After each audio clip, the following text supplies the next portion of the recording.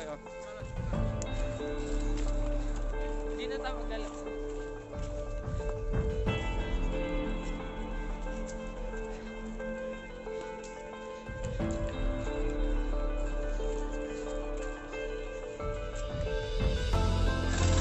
Oh. Apa?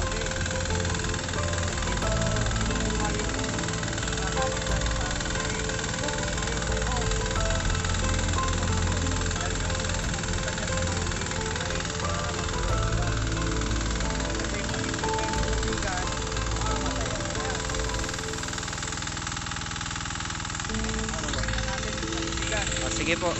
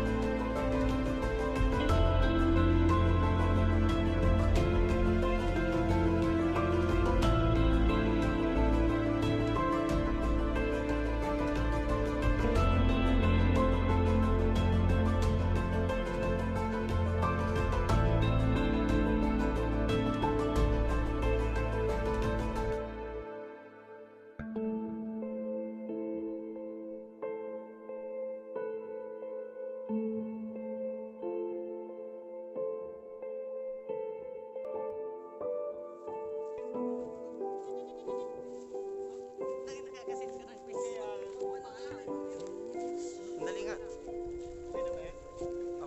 Okay, mapapansin nyo yung pinanggagalingan ng tubig malayo. Nandun yung makina, iikot yung hose para matubigan yung mga lugar na may tanim ng mais. Kasi pag nilagay mo dyan, maghahanap na yan ng pupuntahan niya. Yan, tulad dito, yan, pupunta na doon sa mga mababa na lugar para malagyan lahat ng tubig.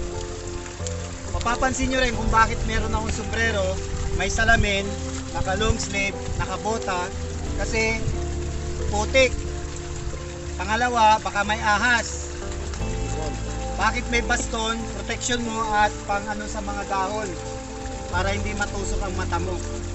Kaya ginaganon mo yan habang dumadaan ka. Bakit merong itak? Kasi kung minsan may mga damong ganyan at tatanggalin mo na lang siya para hindi pagbahayan ng insekto. Kaya kailangan kumpleto kayo sa gamit kasi para malinis, maayos yung sakahan mo.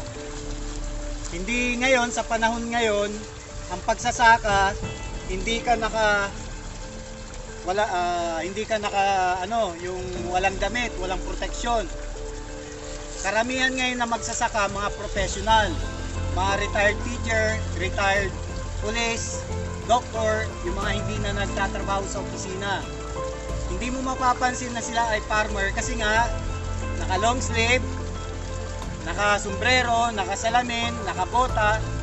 Pag nakita mo sila dyan sa labas, hindi mo mapapansin na sila pala ay magsasaka. Kasi nga hindi sila umiitim, hindi sila nagkakasakit kasi well protected sila. Kaya ngayon sa panahon na to, kung gusto mong kumita, pumunta ka sa pagsasaka kasi nandito ang pera. Basta alagaan mo yung kalusugan mo, hindi ka magkakasakit, sigurado doble ang kita mo. Kaya tulad namin dito, tulad ko, isa akong teacher, part-time ko ang pagtatanim ng mais. Kasi nga dito, kapag protektado ka naman sa katawan mo, hindi ka magkakasakit, sigurado kikita ka, healthy ka pa. Kaya ganun rin ang sinasabi ko sa inyo, kung pupunta kayo sa isang bagay na sasakahan o sa pagsasaka, sa farming, kailangan well protected kayo. Hindi pwedeng nakashort ka na ganyan. Kasi kakatihin ka. Hindi tulad namin, ganito ang sinusot namin kasi papagpag mo lang yan. Okay? Kailangan nakasombrero, nakasalamin kasi etong mga to at yung mga yan ay makate. Baka matusok kayo. O, naiintindihan nyo ba? Kaya sa pagsasaka, pinoprotektahan nyo ang sarili nyo, ang kalusugan nyo, para kikita kayo ng malaki. Kasi, bakit ka magsasaka kung magkakasakit ka rin? Kaya kailangan, kung gusto mong kumita, unahin mo munang alagaan ang sarili mo. Protektahan mo ang paa mo sa anumang sakuna, like yung suso. Pag naapakan mo yun, masusugat ka. Ahas na baka maapakan mo, or mga bato na magiging sanhi ng pagkapilay mo. Kaya sa karanasan namin sa pagsasaka, doble kita namin, malusog pa kami. Kasi kapag nagtatrabaho ka, magiging healthy ka. Hindi tulad nung nandun ka lang sa bahay, hindi mo na yung katawan mo sa exercise, magkakasakit ka talaga.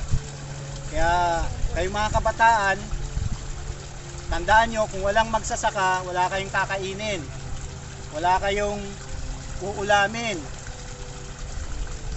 Kaya mahalaga tong pagsasaka. Kasi kami ang nagbibigay ng pagkain nyo.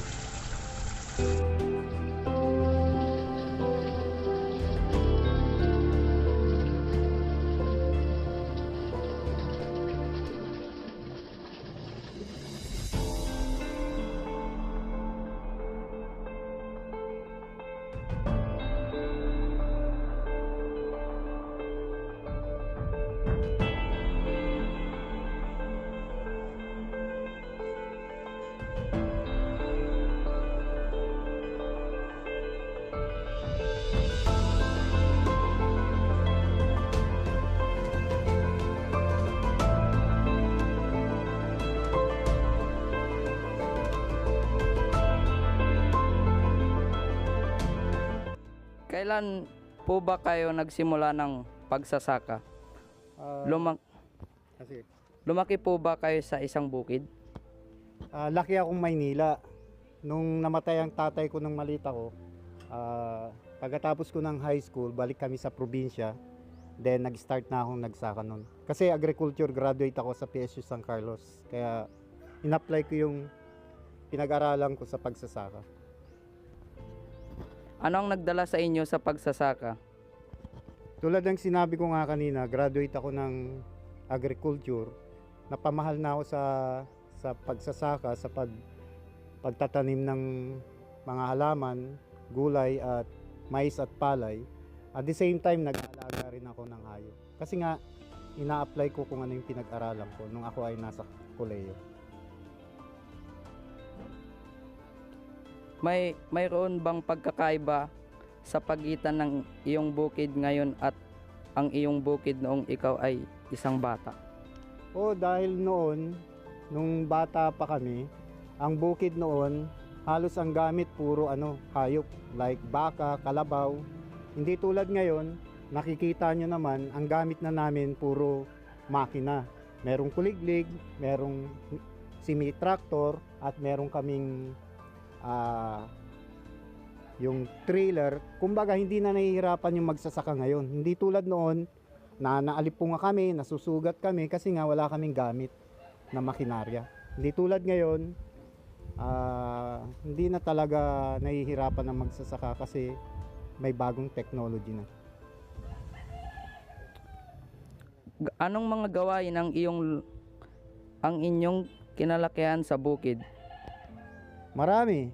Tulad ng may alaga akong baka noon, nag-aano kami ng pagkain ng baka, yung damo, nagtatabas kami, nag-harvest kami ng palay, nag-aalaga kami ng manok, baboy, gulay, nagtatanim kami at puno ng mangga, kaimito at marami pang iba. Aside doon sa pagtatanim namin ng mais at palay at gulay. Ano ang pinakamalaking pagbabago sa nakatagpo mo sa iyong mga taon sa pagsasaka? Marami kasi unang-una, nagiging healthy ka kapag nagsasaka ka. Pag nandun ka sa sakahan mo, unang-una, fresh air. Pangalawa, healthy ka kasi na-exercise yung katawan mo.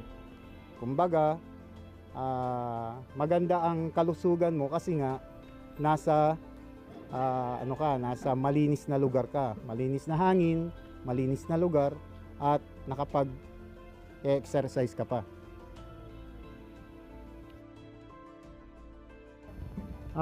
Maraming itinutulong yung gobyerno. Tulad ko, ako yung farmers president dito sa Barangay Panguluan. Ako yung leader ng mga magsasaka sa amin. Maraming binibigay sa amin dito. Libreng abono, libreng binhi, libreng makina. Tulad nito, ito ay binigay ng Department of Agriculture. Ang binayaran lang namin dito ay 30%. This one worth 120,000. Kasama yung trailer niya. Subalit ang binayad lang namin ay 14,000. Ibig sabihin nito, malaking tulong yung bigay ng gobyerno para magkaroon kami ng gamit sa pagsasaka.